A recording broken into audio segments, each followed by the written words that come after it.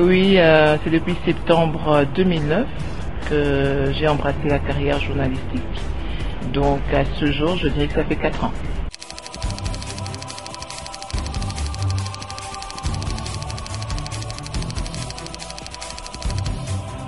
Bon, je ne pense pas qu'on puisse parler seulement de la femme. Je crois que tout n'est pas facile pour tout homme. Quand je dis homme, c'est avec grand H. Mais c'est vrai qu'au-delà, il y a aussi des problèmes liés à la femme, avec vérité soit dit, c'est harcèlement sexuel et tout ça. C'est pas facile, mais dans la vie, il n'y a pas de cadeau.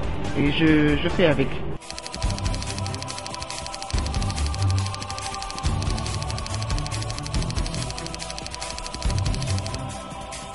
Imposé. Bon, je ne sais pas si je dois dire que je me suis imposée, mais je crois que l'un des secrets, c'est le travail. Rien de plus. À cela, on pourrait quand même ajouter la grâce de Dieu. Mais quand je parle de travail,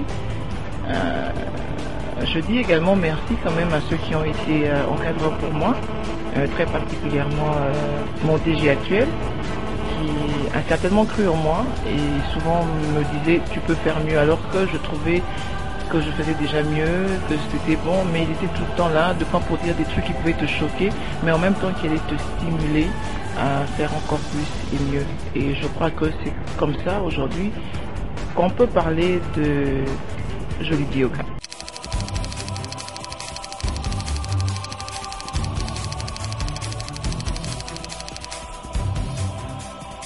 Avant d'arriver à Télé 50, je ne l'avais jamais rencontré.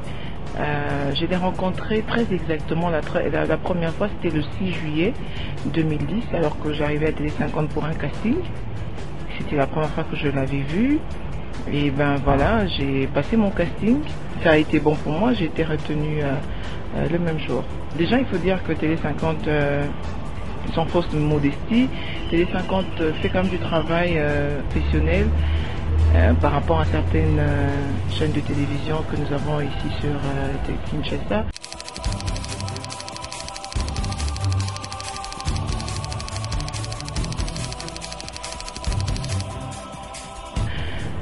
La première difficulté, c'était qu'il fallait mettre le cap haut.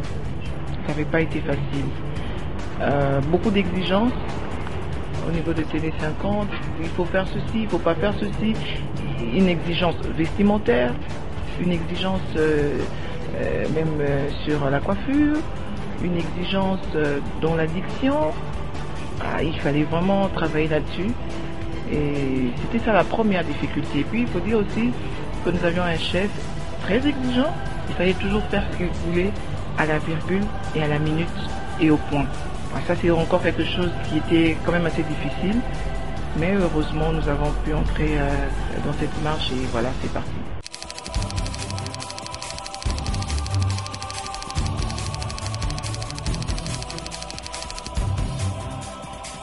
C'est l'organisation, pas plus. C'est vrai que c'est pas facile, d'autant plus que nous travaillons du matin à la nuit, je dirais, parce que 20h c'est la nuit.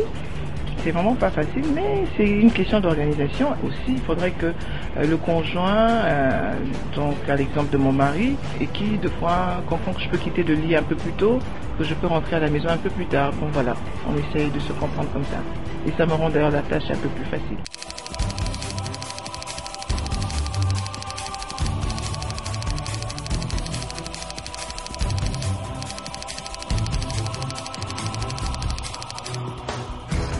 Ce qui est vrai quand même, c'est que pour que la presse congolaise particulièrement excelle, il faudrait quand même l'implication du gouvernement, ça c'est sûr, on n'a pas discuté. Et aussi quand je parle de l'implication du gouvernement, il faudrait que les journalistes puissent être couverts, parce que c'est un métier, il faut le dire, qui a beaucoup de risques. Je vois politique, vous avez entendu des assassinats ça et là, pas seulement en RDC, c'est partout dans le monde. Dernièrement, c'est avec l'islam musulman. Donc, il faut dire que c'est un travail qui n'est pas facile. Quand on fait une enquête, quand on est à la recherche d'une information, il y a toujours des gens dans un petit coin noir qui cherchent à vous mettre les bâtons dans les roues. Alors, il faudrait que l'État congolais puisse couvrir cette presse congolaise, mais également, il faudrait que ces journalistes puisse être bien payé. Vous voyez, quand un journaliste est bien payé, il a très facilement la facilité de donner une information sans pour autant qu'elle soit tordue. Vous voyez ce que je veux dire? Et même au-delà de ça, il se rend responsable, il est responsable de ce qu'il fait avec toute sa conscience. Mais quand un journaliste n'est pas bien payé, vous verrez un homme politique qui viendra et va le soudoyer pour essayer de déformer l'information. C'est quand même triste, mais ce sont des réalités que nous vivons. Et vous verrez que cette information sera tordue, ce qui n'est pas bon. Donc l'État congolais, quelque part, devra prendre en compte cet état de choses pour que même la presse congolaise, puisque nous parlons du Congo, pour que la presse congolaise soit élevée et vue d'un autre œil dans les pays environnants et pourquoi pas dans le monde.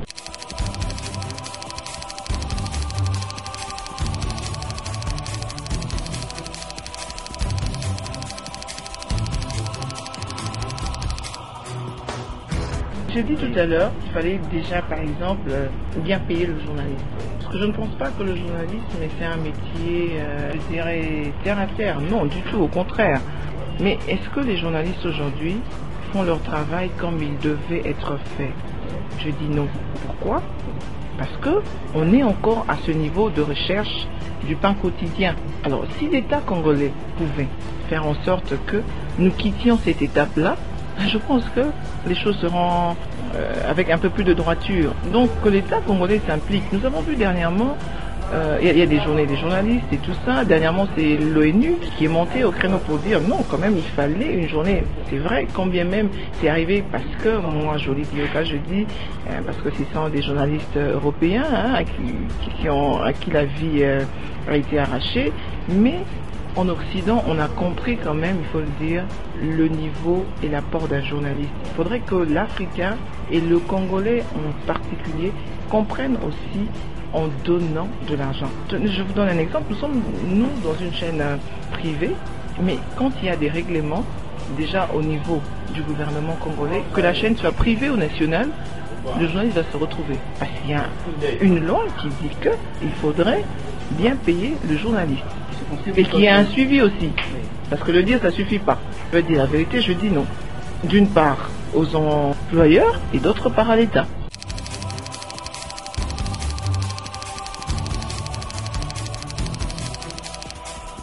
Je peux dire que j'ai encore du pain sur la planche. Parce que le jour où on dit qu'on est arrivé, et quand on stagne, il y en a qui vont aller un peu plus haut que vous.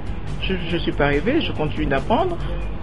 Il faut connaître un peu plus de politique, pour entrer dans l'économie, il faut, vous voyez un peu, il y a beaucoup de choses à apprendre, comment se tenir, les questions. Non, je pense que j'ai encore beaucoup à faire, sérieusement. Essayez de regarder un peu ce que les autres font, que ce soit à Télé 50, que ce soit dans la presse de la RDC, et même encore à l'extérieur, comme je vous l'ai dit précédemment. Essayez de voir comment les autres font et se dire, ah oui, ici, il me manque ceci. Donc je dois également un peu marteler à tel niveau. Je ne veux pas dire quel niveau, ça c'est mon secret, mais je veux dire, voilà, je sais scruter encore à tel niveau pour que ce soit meilleur, voilà.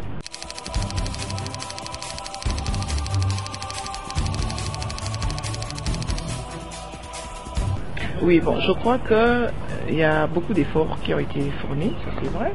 Il y a 10 ans, il y a 15 ans, on ne pouvait pas avoir des journalistes qui pouvaient à voix haute dire ce qui se dit aujourd'hui, que ce soit à la radio, que ce soit dans la presse écrite, que ce soit à la télévision. Nous entendons des débats à gauche et à droite. Je crois qu'il y a quand même un effort qui a été fait, mais je pense qu'on ne peut pas s'arrêter là. On peut encore faire mieux pour vraiment dire que la liberté existe.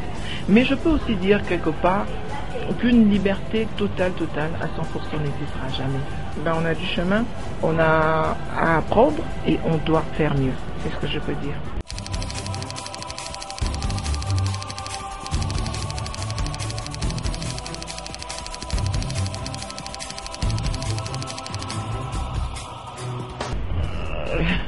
Mon mot de la fin. Voilà, le Congo est à nous, à chaque Congolais. Il suffit d'une conscience de chacun, à quelque niveau que ce soit, et le Congo changera. J'y crois.